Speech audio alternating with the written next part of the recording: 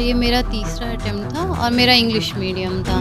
Sir starting में तो विश्वास नहीं हुआ, मैंने 2-3 बार चेक किया। इवन अपने मेरी दोस्त ने ही मुझे बताया, तो उसी समय मैंने कहा कि सच में हो गया। पहले 15 दिन सच बोलूँ तो बिल्कुल कुछ पढ़ने का मन नहीं कर रहा था। फिर मैंने सोचा कि अगर मेरा ऐसा ही चलता रहा तो फिर प्रॉब्लम हो जाएगा। तो फिर मैंने न्यूज़पेपर से स्टार्ट किया धीरे-धीरे पढ़ना। फिर परफेक्शन ने मुझे बहुत साथ दिया है, क्योंकि मेरा यहाँ पे मैंने एडमिशन लिया, उसके बाद ही मेरा 67th में प्रीलिम्स निकला। सर कोचिंग से हम लोगों को बहुत बुक के मामले में काफ़ी गाइडलाइन मिला था। हिस्ट्री के लिए हो गया, ज्योग्राफी के लिए हो गया, पॉलिटी के लिए हो गया, इन सब के लिए तो मैंने उसको फॉलो किया। लेकिन ये है कि आपको सेल्फ स्टडी तो करना ही पड़ेगा। यहाँ से पढ़ के जाती थी, लेकिन खुद से वापस उस मटेरियल को देखती थी, या और कुछ मुझे लगता था एक्स्ट्रा देखने का तो मैं वो देखती थी, फिर अपने नोट्स तैयार करती थी। बहुत ज़रूरी होता है। अब प्रीलिम्स और मेंस को अलग लेके चलना आई डोंट थिंक अब सही रहेगा। न्यूज़पेपर्स डेली पढ़ना बहुत ज़रूरी हो गया है। नमस्कार, आप देख रहे हैं द बिहार टॉप। मैं हूं आदेशपुरी। बीपीएससी 68वीं सिविल सेवा का फाइनल रिजल्ट कल रात घोषित किया गया और आपको बता दें कि 322 कैंडिडेट जो हैं सफल हुए हैं इस परीक्षा में। हमारे साथ हैं रितिका भारती, सहायक आपदा प्रबंधन पदाधिकारी के रूप में इनका चयन हुआ है। नया पद है, पहली बार बीपीएससी में डाला गया है। हमारे साथ हैं। अब सबसे पहले तो रितिका जी, आपकी उस उपलब्धि के लिए बहुत बहुत शुभकामना। Thank you sir. कौन सा अटेम्प्ट था, मीडियम कौन सा था आपका? सर ये मेरा तीसरा अटेम्प्ट था और मेरा इंग्लिश मीडियम था। इंग्लिश मीडियम था। ऑप्शनल आपका क्या था? ज्योग्राफी था। तो ये बताइए कि तैयारी आपने कैसे किया, और सबसे पहले तो रिजल्ट को लेकर कि कल जब रिजल्ट आया, पिछली बार आपने शायद से इंटरव्यू भी दिया था, नहीं चयन हुआ था, इस बार चयन हुआ, कैसा लगा? विश्वास हुआ कि नहीं शुरू में? सर स्टार्टिंग में तो विश्वास नहीं हुआ, मैंने 2-3 बार चेक किया। इवन अपने मेरी दोस्त ने ही मुझे बताया, तो उसी समय मैंने कहा कि सच में हो गया है। मैंने चेक किया, फिर उसने भी वापस से चेक करके बताया, तो थोड़ा विश्वास हुआ तब। और पिछली बार जब नहीं हुआ था तो बहुत बुरा लगा था, बट ये भी इंस्पिरेशन मिला था कि नहीं अब वापस से करना है। मोटिवेशन मिला था और लोगों को देख के कि अगर वो कर सकते तो मैं भी कर सकती हूँ। हाँ, ये सबसे महत्वपूर्ण है, क्योंकि हमने पिछली 67वीं भी जब इंटरव्यू लिया था सफल कैंडिडेट का, उस समय जो असफल हुए थे उनका भी फ़ोन आता था, बड़ा मायूस थे वो। सब्जेक्ट को लेकर उनका कहना था कि नंबर कम आ गया, ये वो। तो वो दिन याद कीजिए और कल का दिन, फिर कैसे अपने आप को मैनेज की, फिर दोबारा इंटरव्यू दी आप, उसके बीच का बताइए जरा। सर पहले 15 दिन सच बोलूँ तो बिल्कुल कुछ पढ़ने का मन नहीं कर रहा था।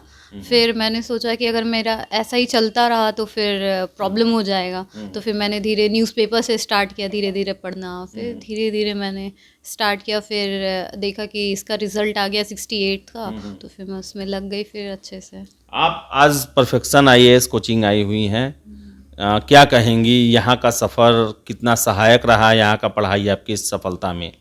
यहाँ का मतलब परफेक्शन ने मुझे बहुत साथ दिया है, क्योंकि मेरा यहाँ पे मैंने एडमिशन लिया, उसके बाद ही मेरा 67th में प्रीलिम्स निकला, फिर मेंस हुआ, और फिर 68 का भी सेम स्टोरी रहा। तो यहाँ पे मटेरियल काफ़ी अच्छा है, टीचिंग असिस्टेंस काफ़ी अच्छा मिलता है, तो फिर मेरे लिए तो बहुत अच्छा रहा है सर।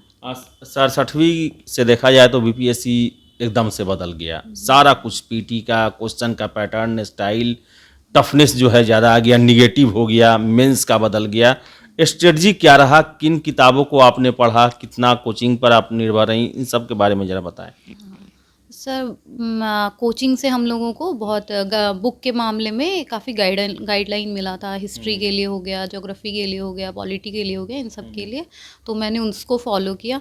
लेकिन ये है कि आपको सेल्फ स्टडी तो करना ही पड़ेगा। यहाँ से पढ़ के जाती थी, लेकिन खुद से वापस से उस मटेरियल को देखती थी, या और कुछ मुझे लगता था एक्स्ट्रा देखने का तो मैं वो देखती थी, फिर अपने नोट्स तैयार करती थी, और आंसर राइटिंग में करती थी सर। आंसर राइटिंग कितना अहम है, क्योंकि अब जो है मेंस देखा जाए तो यूपीएससी से ज़्यादा लिखना है, शायद से 60 या 64 पेज लिखना होता है, तो उसके लिए आंसर राइटिंग कितना ज़रूरी है?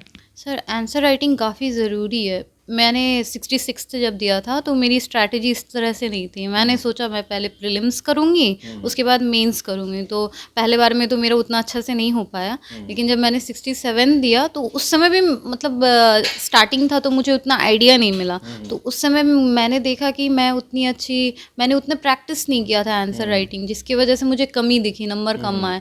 उसके बाद 68 में मैंने प्रैक्टिस किया तो मुझे उसका रिजल्ट दिखा है। तो बहुत ज़रूरी होता है, आप प्रीलिम्स और मेंस को अलग लेके चलना आई डोंट थिंक अब सही रहेगा। न्यूज़पेपर्स डेली पढ़ना बहुत ज़रूरी हो गया है, क्योंकि मैंने देखा कि मैं जब से न्यूज़पेपर पढ़ना स्टार्ट कर रही हूँ तब से मैंने देख रहा है कि कोई भी ऐसा सवाल नहीं है जो मैंने नहीं सुना होगा, एटलीस्ट मैं उसमें कुछ लिख सकती कौन सा हूँ। न्यूज़पेपर आप पढ़ती थी जनरली? मैं इंग्लिश वाला इंडियन एक्सप्रेस पढ़ती हूँ इंडियन मैं। एक्सप्रेस पढ़ती थी। जी तो लगभग प्रश्न देखा हुआ सब रहता था। जी जी बिल्कुल। अच्छा।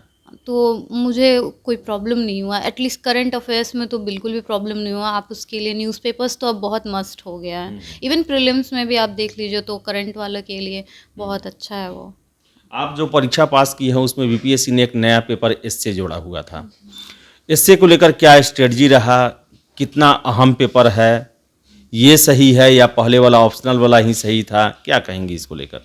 सर एक्चुअली मुझे लगता है ऐसे ज़्यादा बेटर है, क्योंकि ऑप्शनल में क्या होता था, कुछ पर्टिकुलर सब्जेक्ट्स वाले बच्चों को ही लेवरेज मिल पाता था, तो उससे बाकी लोगों के लिए एक तरह सबके से लिए सेम घाटा हो गया है। है। हाँ, अब ऐसे क्या हो गया है कि अब आपको आपके पास सबके पास मटेरियल सेम है, बस आपकी लेखन शैली पे डिपेंड करता है कि आप कैसे प्रेजेंट करते हो, उस पे डिपेंड करता है। तो ये इंडिविजुअल आपका एक एसेट है कि वो देख रहे हैं कि भाई कैसे हो रहा है, तो आई थिंक वो ज़्यादा बेटर है।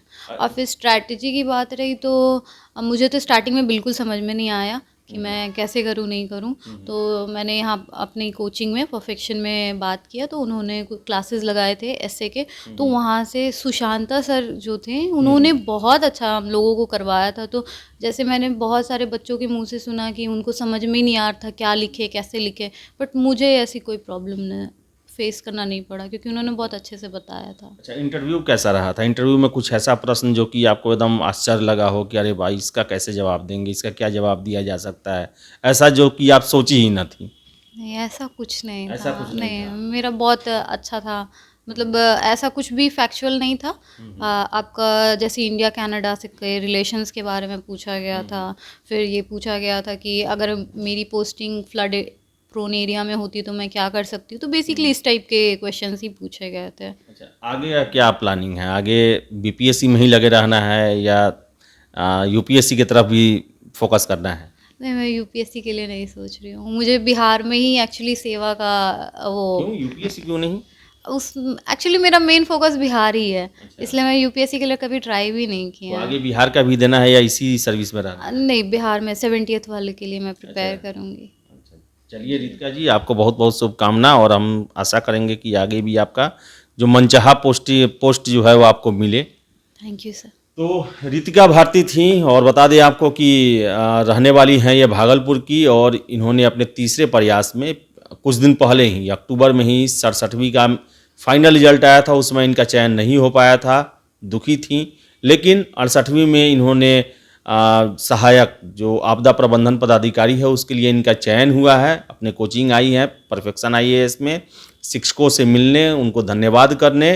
तो आशा करेंगे हम कि इनका करियर जो है उज्जवल हो। और फिलहाल इस वीडियो में इतना ही। वीडियो पसंद आया लाइक शेयर करें, हमारे चैनल द बिहार टॉप को सब्सक्राइब जरूर कर लें। धन्यवाद।